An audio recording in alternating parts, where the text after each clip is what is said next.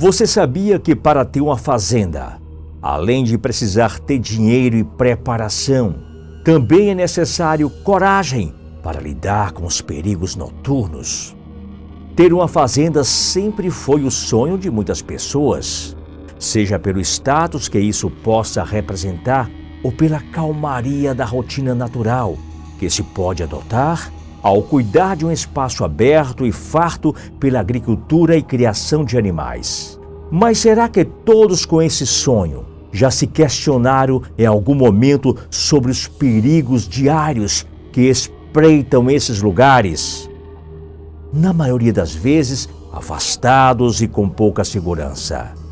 Nesse vídeo serão apresentados relatos de fazendeiros que compartilharam ter presenciado momentos assustadores em suas fazendas ou até mesmo em suas proximidades. Fique atento, pois esses relatos podem te ajudar na próxima vez que você for passar um final de semana feliz com sua família em uma fazenda e algo saia fora do controle, quem sabe, durante a madrugada.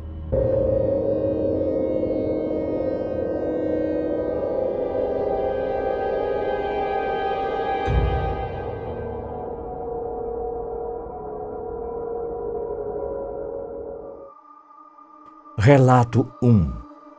Num dos verões passados, me chamaram para cuidar de uma fazenda. Os proprietários do lugar eram um casal feliz e receptivo, que ia tirar uma folga de final de semana para visitar parentes na cidade vizinha.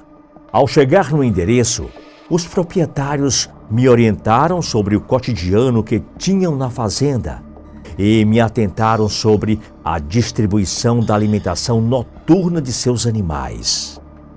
Falei que estava de acordo com as tarefas e me despedi do casal.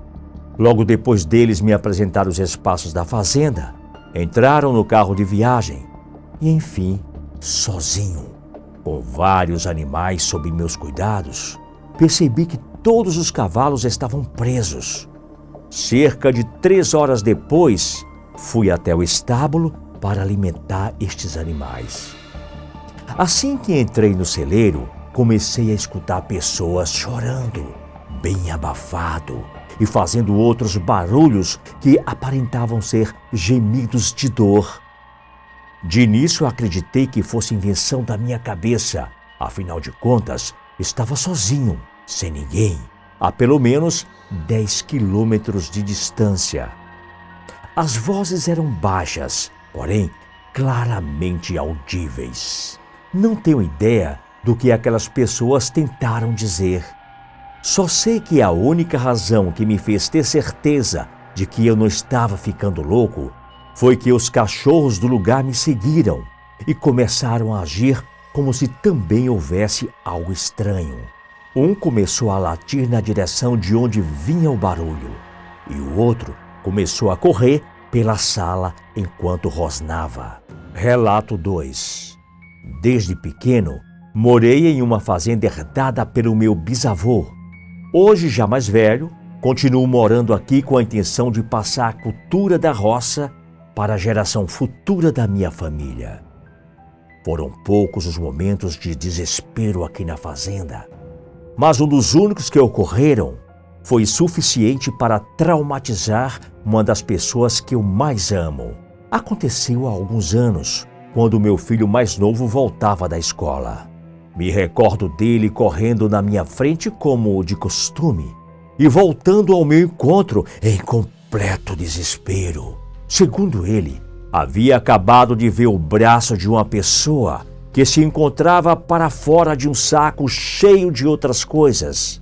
Andando mais adiante, encontrei em meio a uma antiga estrada abandonada o corpo de alguém que havia sido assassinado brutalmente e descartado numa via que poucos da vizinhança passavam com frequência e onde menos se esperava ter policiamento.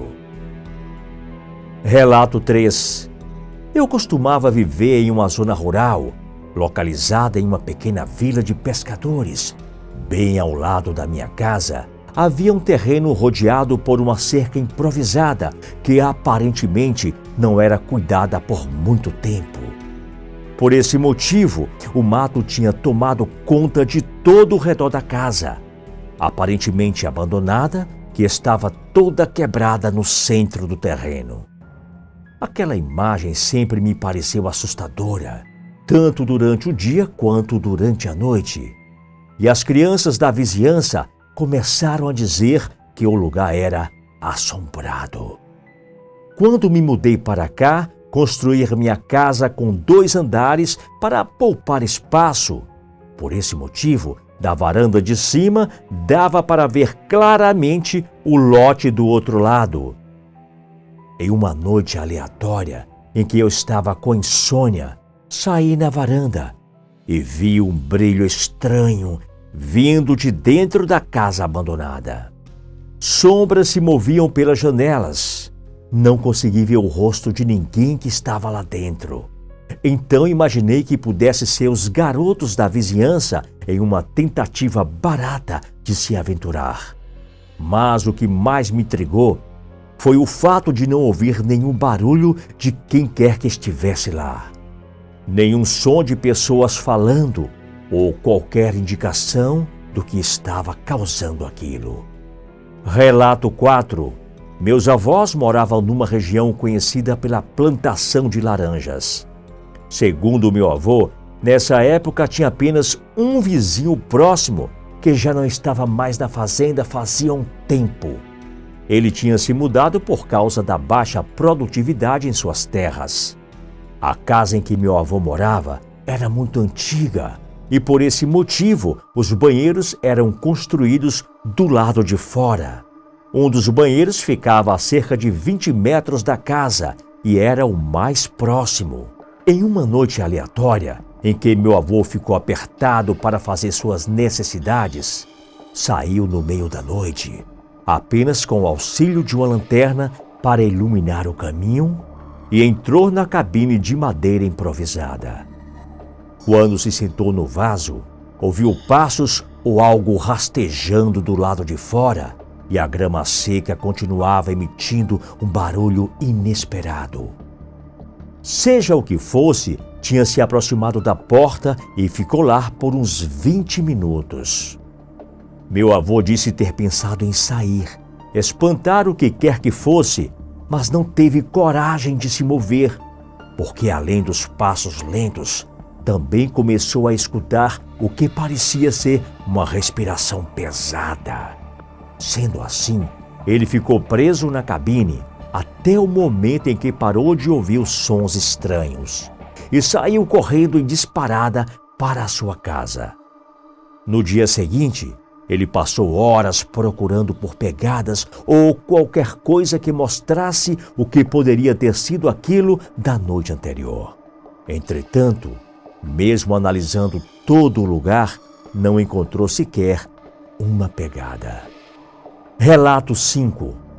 Desde pequeno morei no campo, levava 1 hora até o supermercado mais próximo. Nunca tivemos vizinhos por perto, então se caso algo acontecesse, ninguém poderia nos ouvir gritar ou mesmo nos ajudar. Uma noite, tive uma sensação de que algo não estava certo, mas ignorei e fui dormir. Depois de um tempo, acordei com um grito às 2 da manhã. Fiquei apavorado, pois os gritos eram assustadores, alternando entre um grito agudo de uma mulher e um rosnado de um homem. Minha família inteira acordou, meu padrasto pegou sua espingarda e saiu da casa para ver o que era. Os gritos continuavam e realmente parecia 2 pessoas gritando. Minha irmã havia saído com o namorado mais cedo e ainda não tinha voltado.